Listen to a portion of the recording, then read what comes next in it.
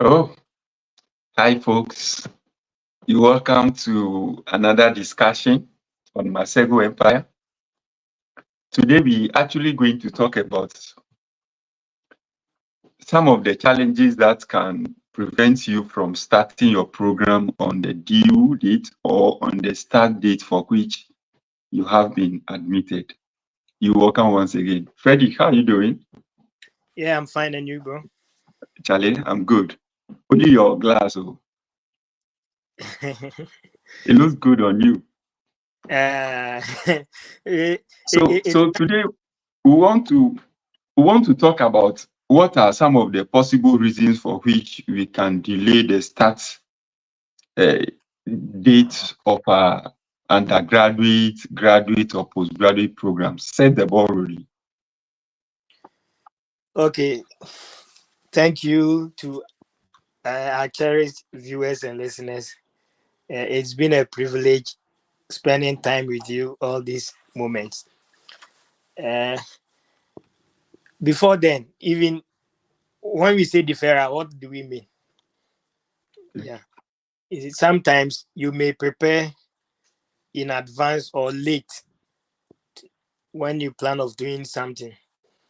So deadlines may catch up, or some unforeseen circumstances may happen where you would need to take a second thought of the decision you earlier took.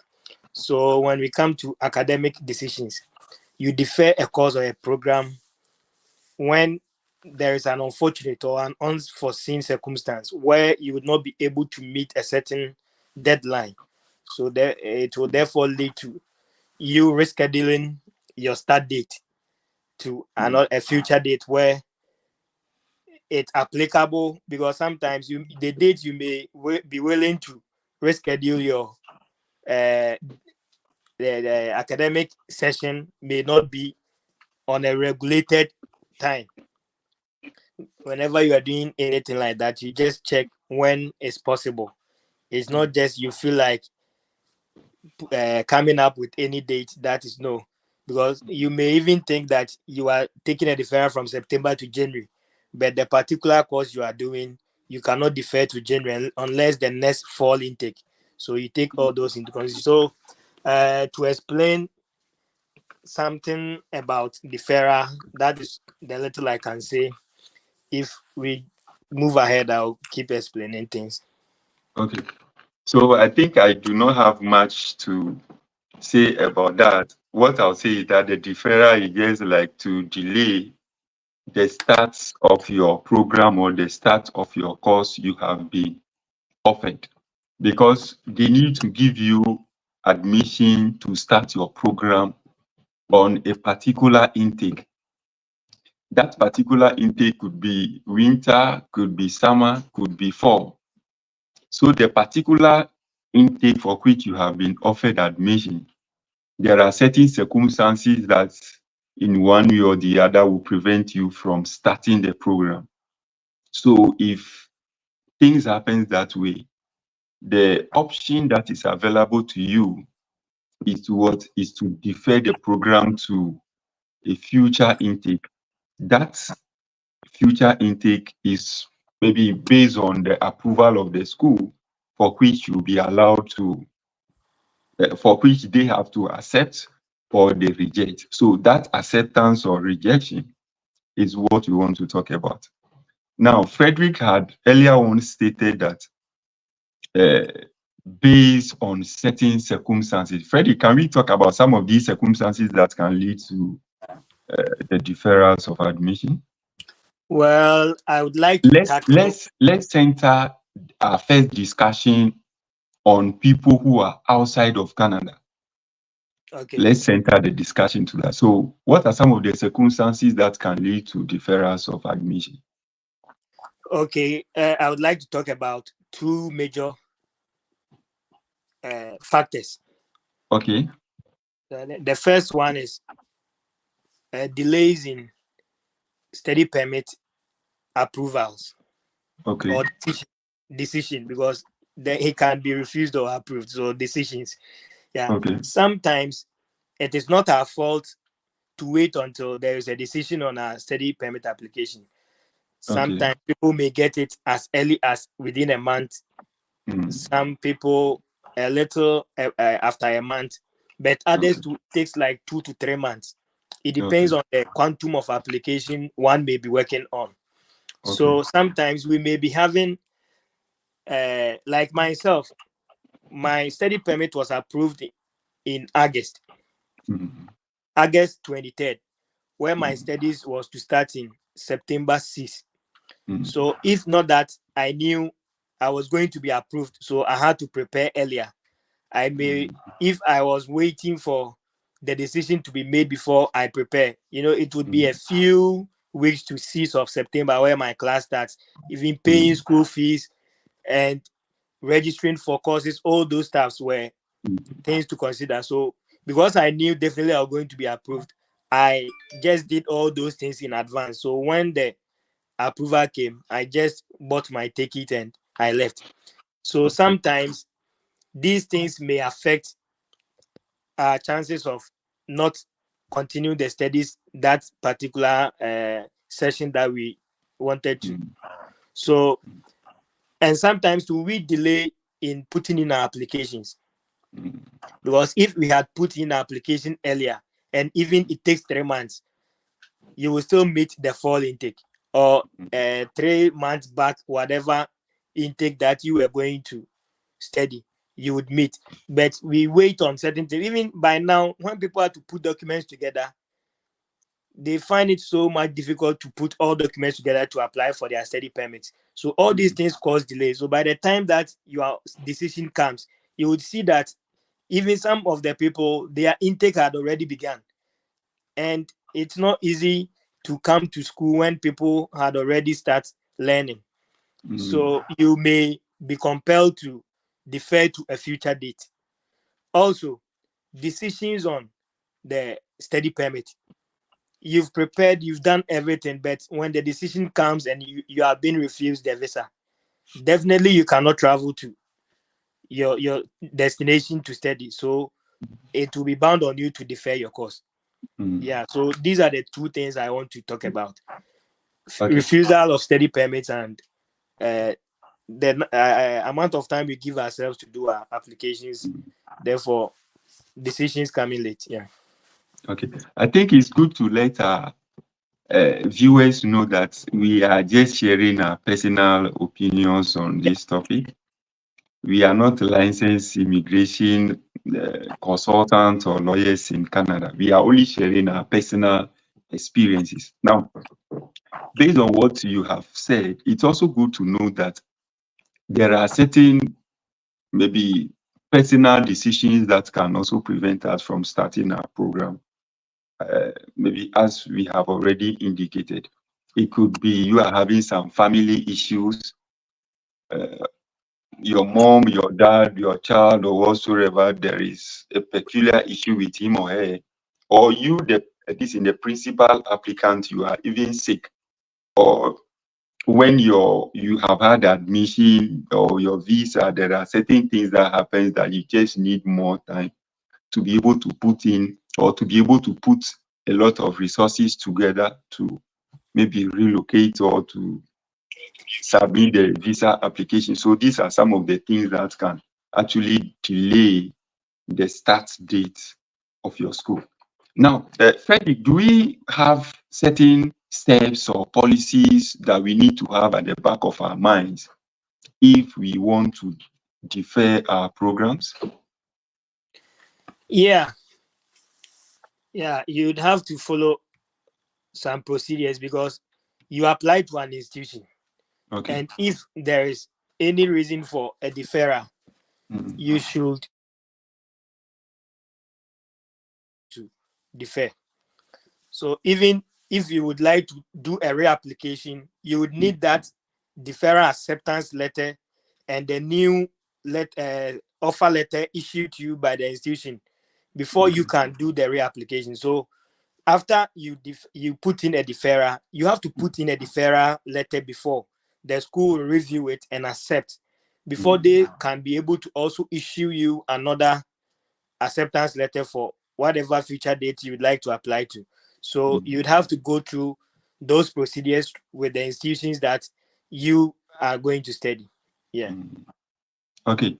Now, I think you have said it, or what I would like to add is that when you are given an admission, there are certain requirements that you must meet. Most schools will ask you to make a deposit. So it means that you need to pay that deposit to the school to be able to qualify for deferrals of your program, irrespective of all the circumstances that we have already spoken about. The first thing is you must pay that tuition deposit or acceptance deposit to the school before you put in your deferrals application. The second thing we all need to know is that you submitting the application doesn't necessarily mean that your deferrals request will be accepted. That is based on the decision of the school for them to accept your deferrals request or they should reject it. Now, on most schools portals, what is done is that you need to fill an online form, each school with their policies. Certain schools will just ask you to just go and fill an online form, you submit it, then the admission committee will consider that.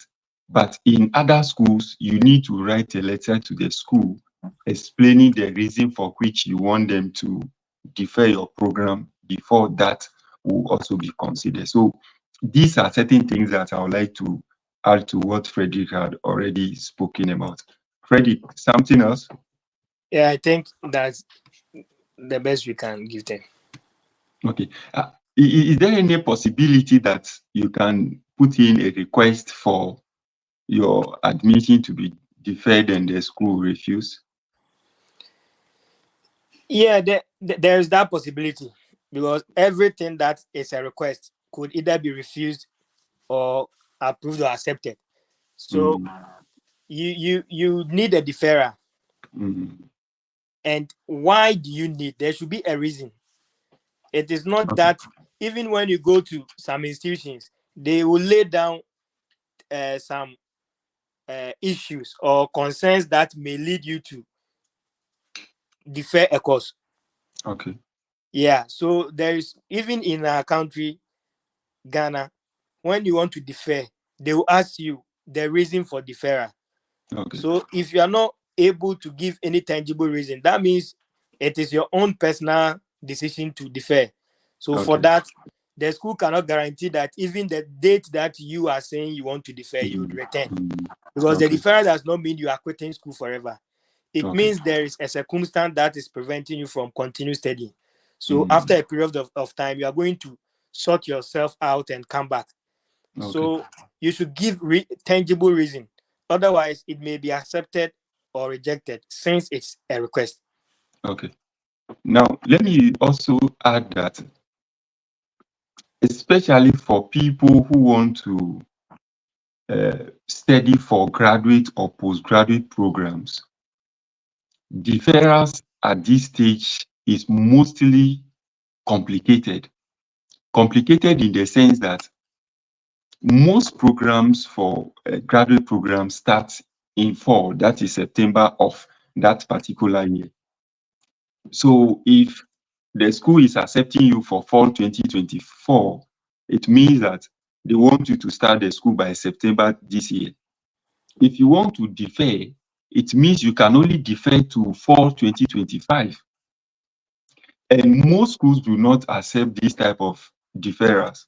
So if you are unable to start the school maybe in fall 2024, that ends your chance.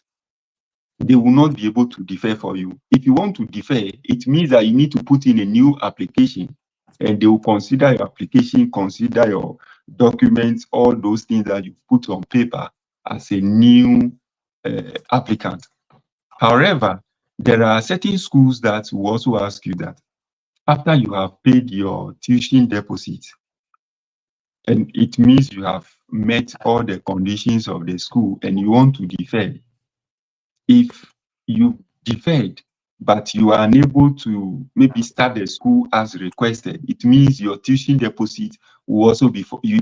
So it means you need to forfeit your tuition deposit.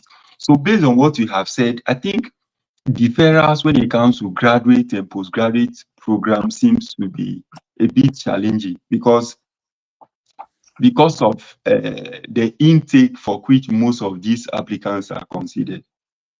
Yeah. Okay, so what else do you want maybe us to talk about before we move to maybe something else? Okay, yeah. For the deferrals, Mm, people intentionally decide to defer their courses, okay. for which I don't know the reasons behind that, but it's not advisable. Okay. You should plan and know that if I'm going for this intake, that is what I'm Mm, doing. mm, You should know, give yourself some months ahead when applying to any institution. For mm, instance, we are in April today, mm, and that's tomorrow. Yeah, tomorrow we start a new month, and your yes. intake is September. Mm, Imagine you want to school in September, mm, and you are now even starting your school application. mm, You have some schools take like a month, 2 or 3 to even take decisions mm, mm, on applications. And mm, let me say, even you get admitted in 2 months' time, and you mm, have to prepare yourself for your study permit. If you want to do things in this rush, that means you have money packed over there that when you need anything, you'll be ready to provide. yeah. Because if you give yourself this lenient time to go through all these things, that means you are bringing the problem to yourself. So by the time even there is a decision, you may be after the September or October there. Because I know people who even applied last year for their study permit in April, some in June, that they got the approvals in October, but their Yeah. intake was to be September, September. and they had to defer. And the Mm, deferral to the study permit that will be issued to you has regulations guiding study permits. yeah. And when you defer to, there are some circumstances, maybe we'll get there when during our discussions. There are Mm, circumstances that you have to meet. So if you don't plan well, you may come pay school fees, school, but after school, that is where the problem will start for you. So you give yourself some timelines when doing applications, and also uh, applying to institutions, so that you may not face any problem afterwards. so is there any possibility that some of maybe the institutions are also the cause of deferrals of admission? Maybe circumstance in terms of maybe the school delaying your offer of acceptance? Come again, my network misbehaved. Yeah, I was saying that are there possibility that some of the institutions are also the cause of requests for deferrals in the sense that sometimes they delay the offer of admission? Well, Yesterday, based on the discussion we have had, somebody was saying that he applied to one of the schools in Canada, and as of yesterday, he hasn't been issued an acceptance letter, and we are almost in April, and we have about, let's just say, 5 months to the commencement of his program. That is why I'm asking that question.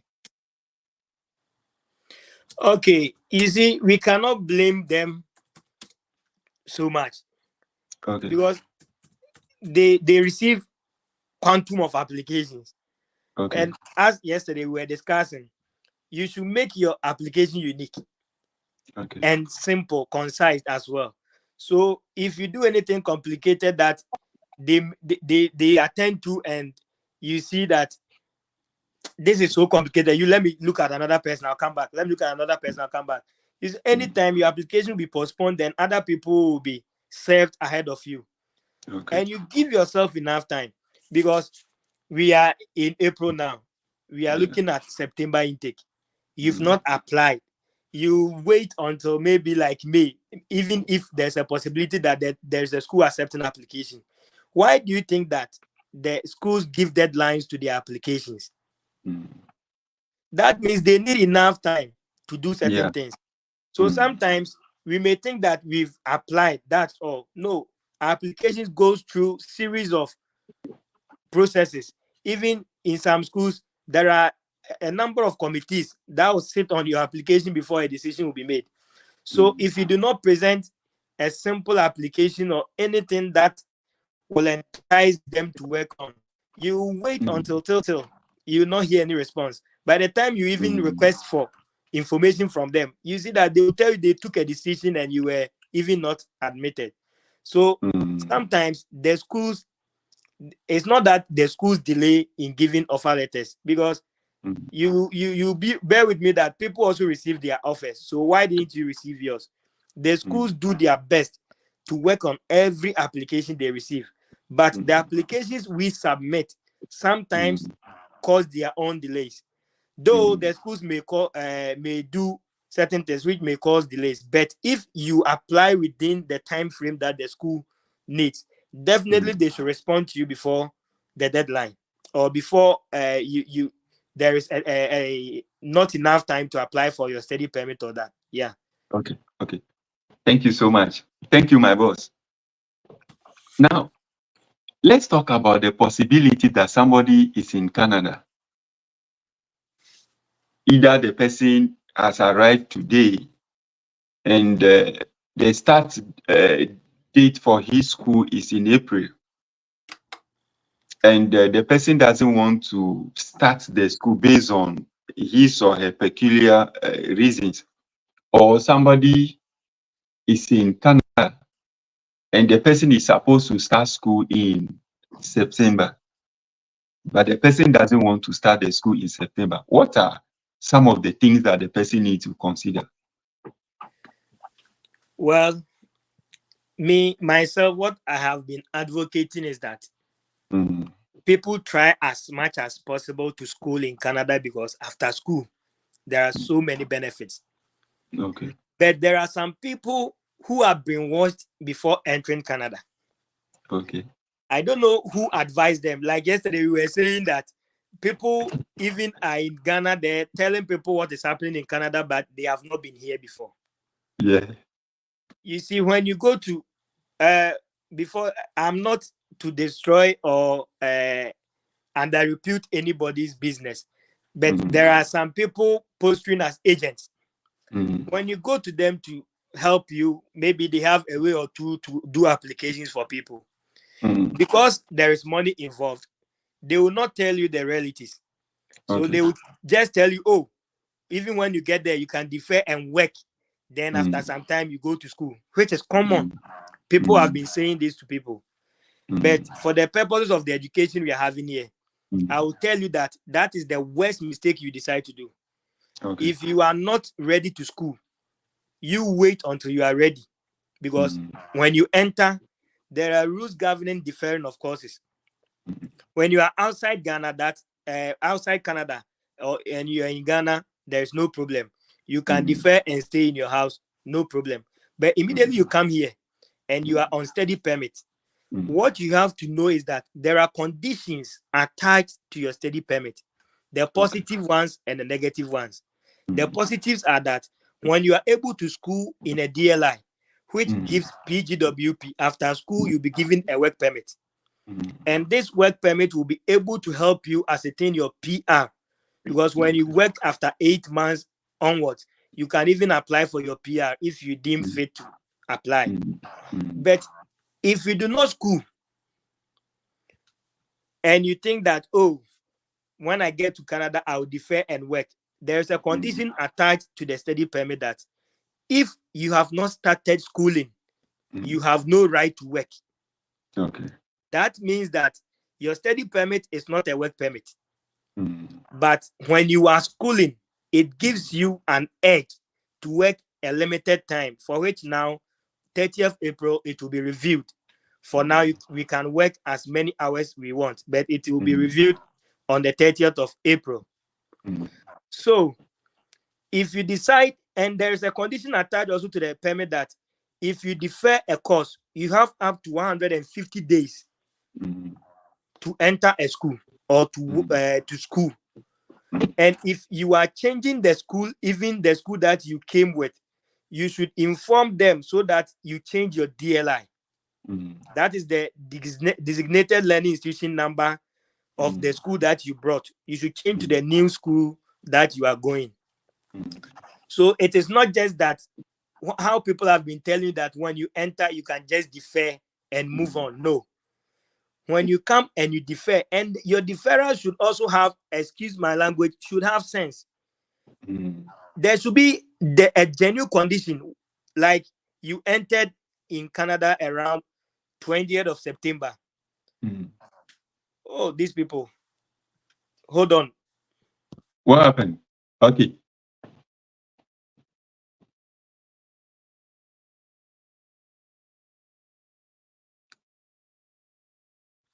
They are Is playing it? with Yeah. somebody is there. They are playing with the electric circuit, the one that they use.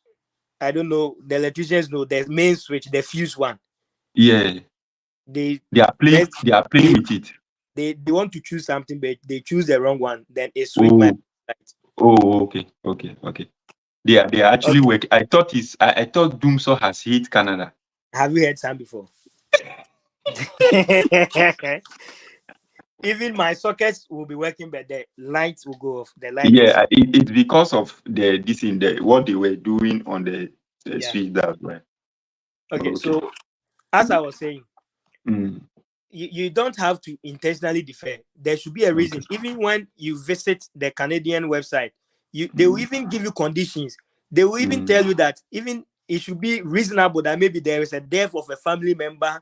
There are Mm. so many things, and Mm. they will tell you below it that when you defer your course after that 150 days and you do not school, that means that either you switch your permit to a visitor's permit or a Mm. work permit, for which work Mm. permit you will not be approved, visitors you will not be approved, but they have Mm. given you a condition unless Mm. it is a genuine reason where Mm. maybe they can approve you of any of them. And the Mm. second condition is that you must leave Canada. Mm. So you see, it is like you are there are things going wrong, but because nothing has happened, nobody talks about it. But Mm. immediately there is something which pops up. That is where even you and myself, we may be there thinking that we have no issue, but Mm. unveil yourself that you want to stand for a position or you want to do something. That They is will where break people will bring issues it. about you. That is how everything is. Mm. You can defer work, nobody will talk, but make sure even if you complete your school, you don't venture to go and look for your PGWP because Mm. that time you even inform them that you are still in Canada. Mm. And you know the consequences. So when you are coming and you decide to defer, make sure that you follow the conditions attached to the study permit. Otherwise, in the long run, it will not be a good grounds for you. Okay.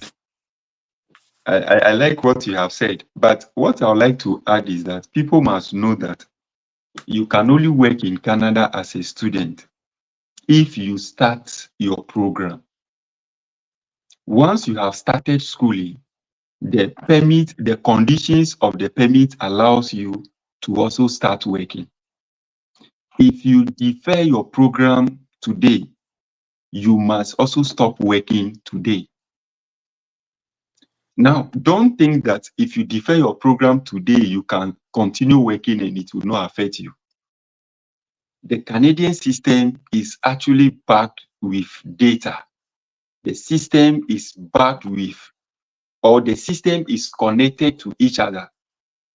So if you are working and you have completed school, you apply for your postgraduate work permit and you apply for PR, your permanent residency, that is when they will try to do analysis on you. That is where they begin to scrutinize all the activities that you have engaged in to see if the conditions that are attached to the permit, you have abide by it. I think before the COVID struck, international students are mandated to work for only 20 hours. Those who work beyond 20 hours will be penalized. Their permit will be refused, and so many things can happen. So the conditions that are attached to the permit, we need to abide by it.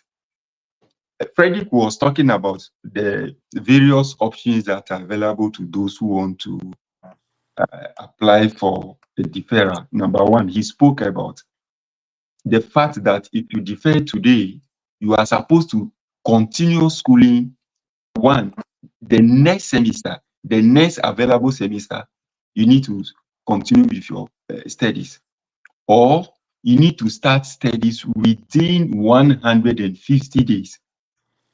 That is the first option. The second option is that you need to apply for a visitor status. Visitor status mean you could be on visit visa or something that will not also allow you to work. The next one is you can convert your study permit to work permit. All these ones, you may hear it as things that are so easy, but see, the conditions attached to some of these things is serious. The last option they have given is that if you know the reason for which you are deferring your program, you will not be able to solve that particular situation within 150 days, or you will not be able to continue your program in the next available semester, you can leave Canada.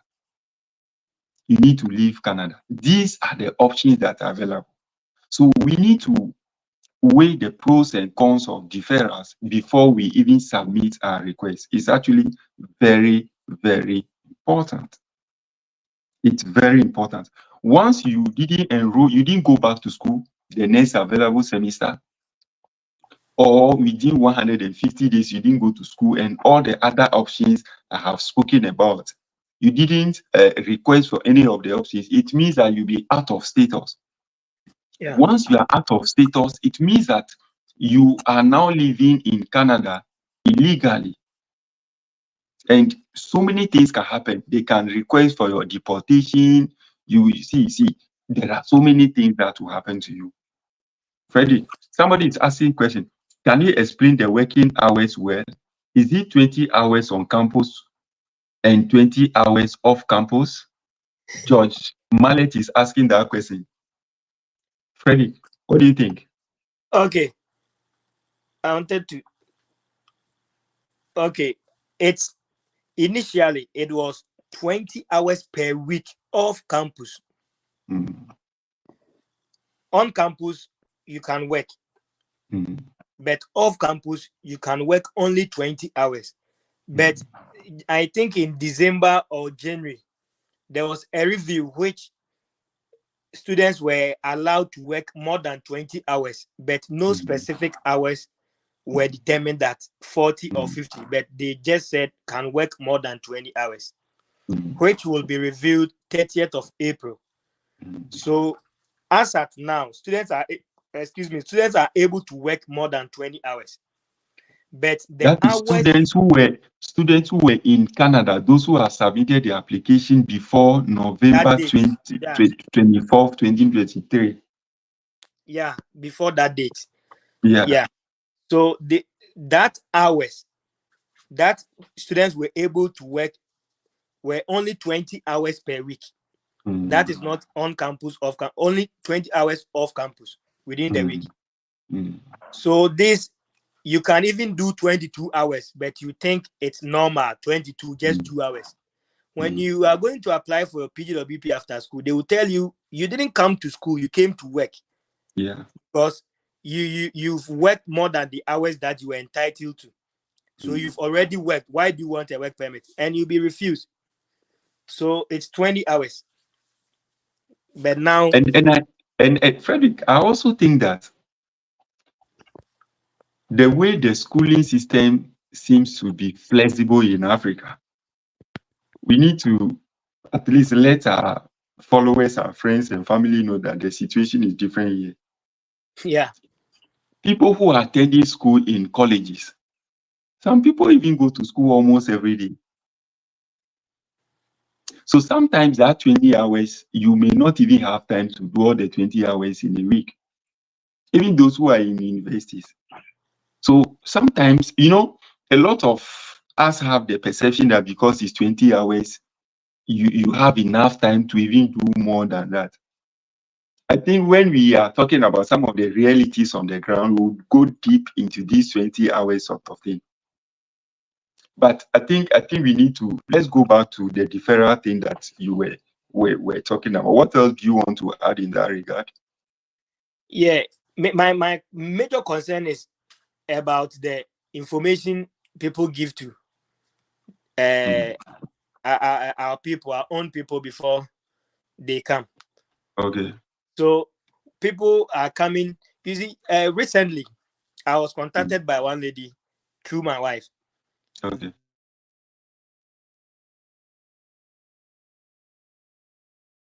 okay. Frederick, I don't know what happened to him.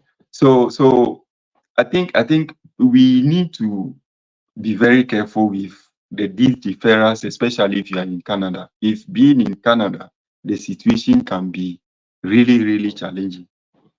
Some of us should not have the perception that once you are in Canada, you can defer to go and work for hours, for months, and you return to school.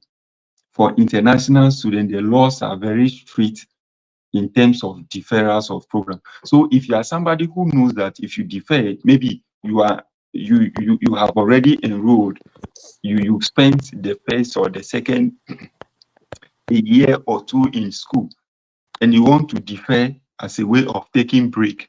If you know that if you are not working, it will not affect you, I think you are good to go. But if you know that if you defer your program, you wouldn't be able to, oh, Frederick, why?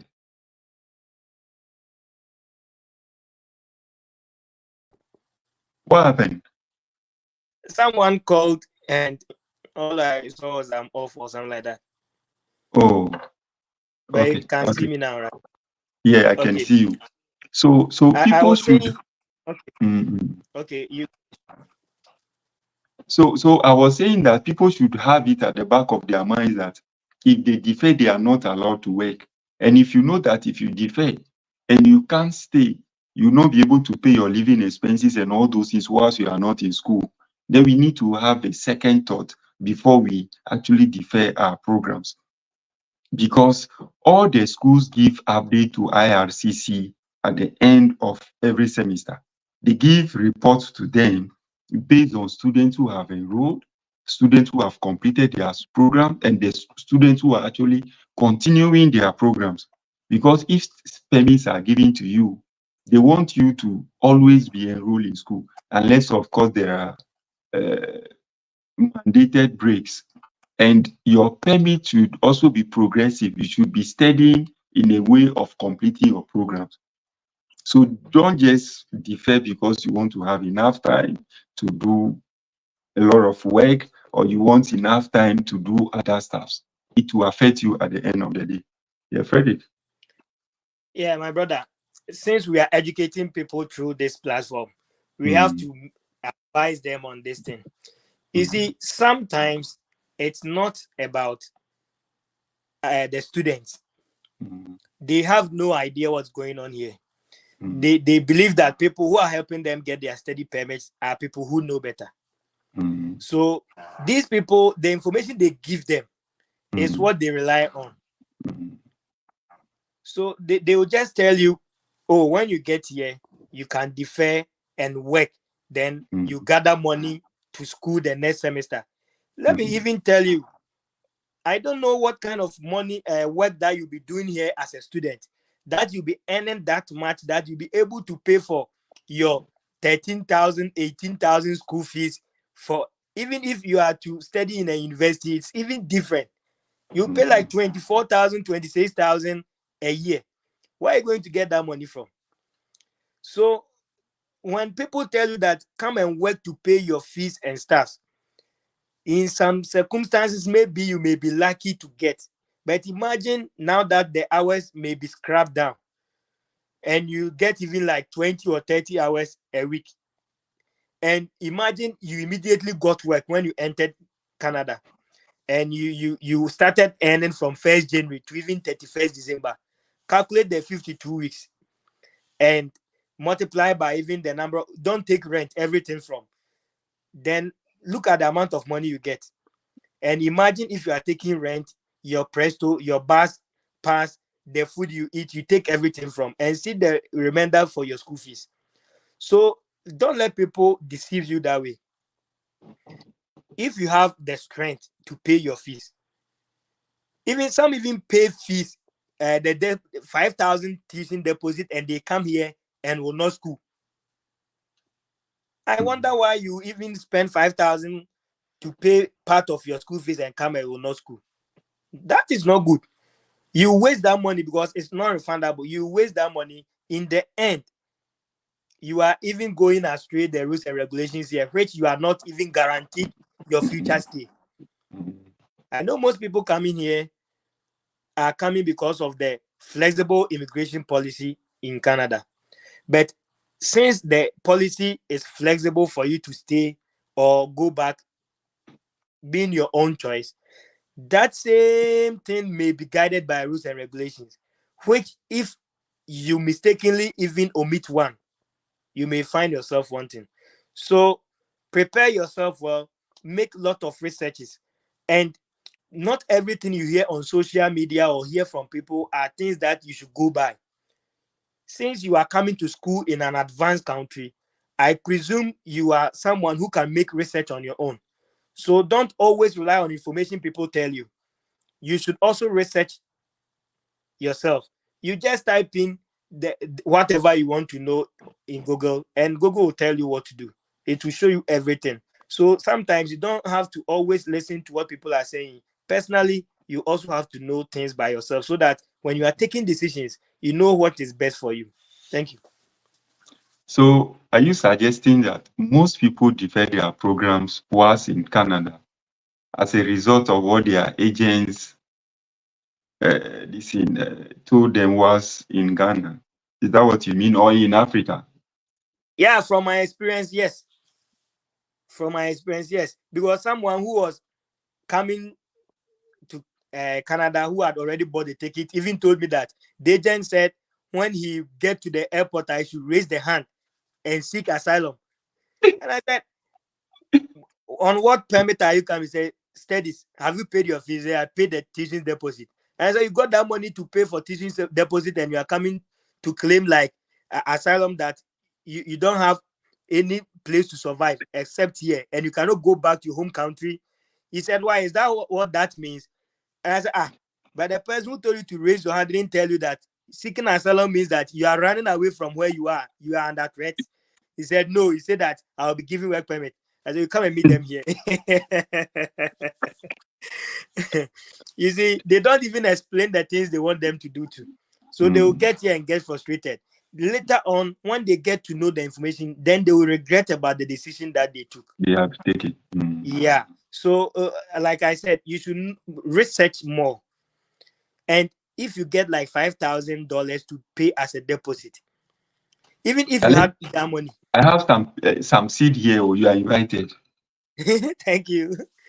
So if you have that money for deposit, even if you contact me, I can even show you some schools that you can apply, and if it will even pay half of your tuition fees, and that you can even speak with the school to make some installment plan to pay your fees.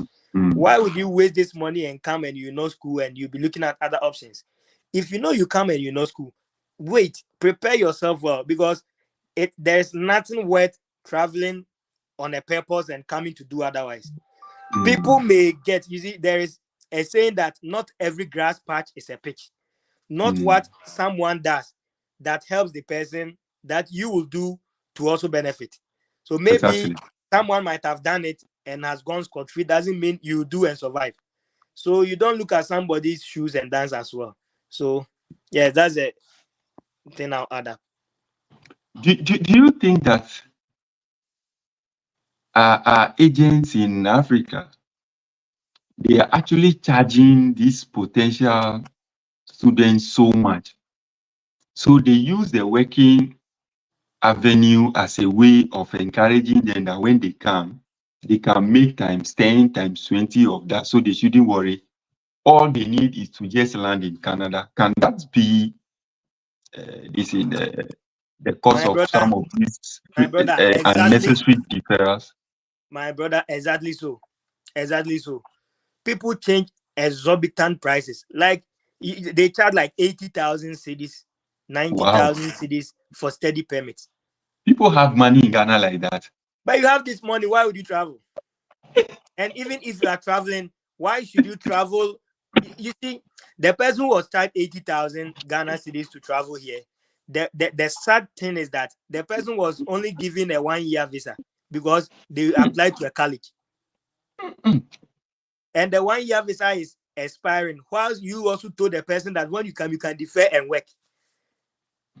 So the person has deferred and working, and now the 1 year is approaching this year. How do you expect the person to extend or mm, even reapply? mm, So now you came here with 90,000 and you are making a loss out of that because now you are even shivering. You know your future is at stake. So this is where those bad advice comes into play. You see, let me chip in this. Many people also tell them that they can do work permit from them for them from Ghana. mm. So they take their monies and they one time a friend of mine called me and told me that he's coming to Canada on a work permit. I said, wow, why have you done any IT course? Because you know these courses are the technical ones. Maybe you may be lucky for a company to hire you. He said, oh no, the normal course. I said, really? What company? He said, oh, they are doing it. I said, bro, they are doing it. You are coming to work. You don't know the company you are coming to work.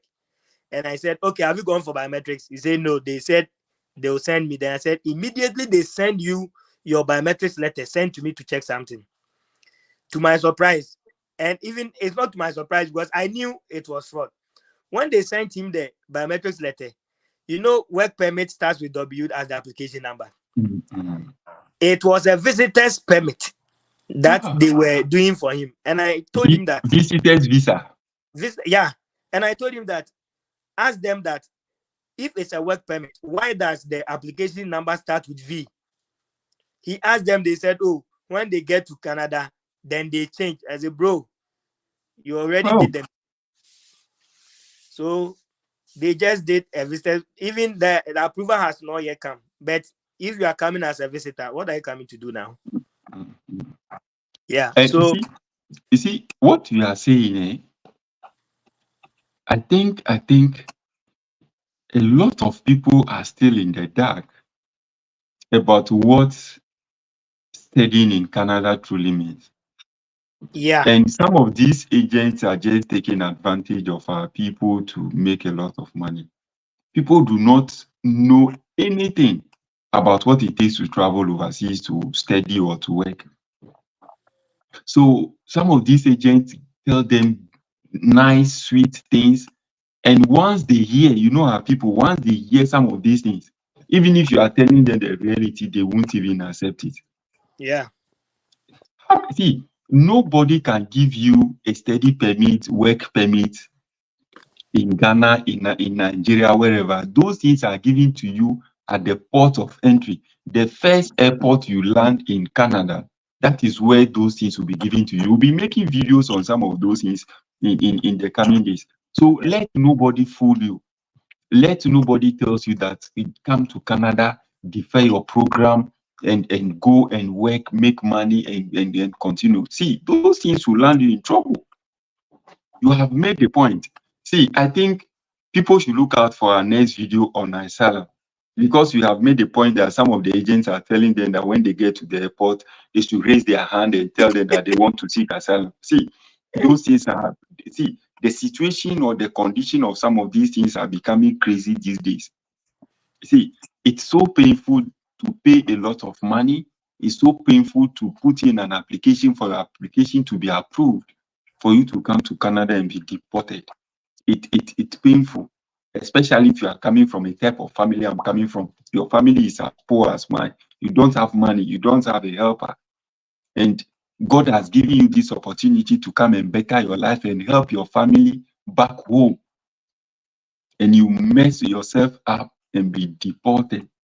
Hey, Freddy, Somebody is asking a question. Can the three speakers? Oh, we are not three. We are actually two. Let's say can the two speakers give us some of the schools that have good payment plans? Ready? So let's mention names of certain schools that will give them a good payment plan. Any idea? Well, I think they may research about that. No. Often, What I want to say is that all schools in Canada, yeah. once you have enrolled, you are in the school, you have made part payment. All schools will allow you to be paying the rest of the fees on monthly basis. They think that at least you'll be working and be getting some small money. All the schools will allow you to pay the fees in installment. All schools will allow you to do that. But you need to know that at least you need to make a payment before even the CBS. You need to make some Yes. form of payment before you even relocate to Canada. Because we'll be talking about that. Some of the things that will happen at the port of entry at the airport, we'll be making videos on that. Make payment, part payment of your initial payment of the tuition fee before you come to Canada. Then at least make 30, 40 or 50% or 60, 80% of the tuition fee once you are in Canada. And by God's grace, if you have gotten work, you can be paying the rest in bit. So by the time the semester would have ended, you could also finish paying. All schools will give you that flexibility. But we can actually give you names of some schools. If so, the names of these schools I'm going to mention should be people who want to do their masters and PhD based on the new policy. For masters and PhD, they haven't given any restrictions to the school, so you can study in Ontario, wherever. So you can consider maybe York University, University of Toronto, University of Saskatchewan, University of Manitoba, University of British Columbia, Guelph University, University of Waterloo, Win- Memorial University of Newfoundland, University of Prince Edward Island. Which one again? Windsor, Trent. Windsor, Simon Fraser University. Which one? University of Virginia. Which one? Trent Um, University. Trent University. Carleton. Brandon, Brandon too. New Brunswick University. I think those are some of the universities that you can just Google some of them. Can we mention some of them? Now, in terms of the colleges, based on the new immigration policy, for me, I advise people to consider provinces that the number of international students are low. So if you want to study in college, please consider Saskatchewan or Frederick. What do you think? Yeah, it's good. Saskatchewan is good. I, Alberta, I think New Brunswick. New Brunswick too. Yes, Alberta too. Manitoba as well. Yeah. Then where? Even Newfoundland sometimes. Yeah, Newfoundland too. Yeah. Yeah, It's also, Newfoundland too. Yeah, but for Ontario, the number of international students are crazy. So I wouldn't advise you to consider Ontario now based on the new things that are happening. We keep saying that we are not immigration of licensed immigration office. We are only sharing our personal opinions on all that we are saying. Freddie, I think we need to call it a day. It's or do you have something? Okay, give us a closing remarks. well, I think we've said all, and most of the things I would like to say will be in our next video on the In our next asylum. on Yeah. the asylum thing. Okay. So watch out for so when are we going to do that video? Yeah, I think maybe in an hour time we Time. can. Yeah. Okay. So guys, watch out for the video on asylum, things that can happen. We are not going to encourage people to seek asylum. We can't prevent anybody from seeking. That should be based on you. We just want to share our opinions on it. If you find the content that we have shared with you to be engaging, please consider sharing. Share it to bless somebody. Somebody needs this information, especially people who are in Ghana, in Africa, Nigeria. The agents are lying to them that you can just, all you need is to land in Canada. You can defer. You can even keep your bag at the airport. Keep everything at the airport. Go and work for 1 year, for 2 years, make a lot of money before you even pick your bag and go home. Some of these people need the information that you have shared. God bless you so much for making time. Freddie, I'll see you at the other side. Okay, sure. Thank you. Yeah, Charlie. Yeah, bro. Bye bye.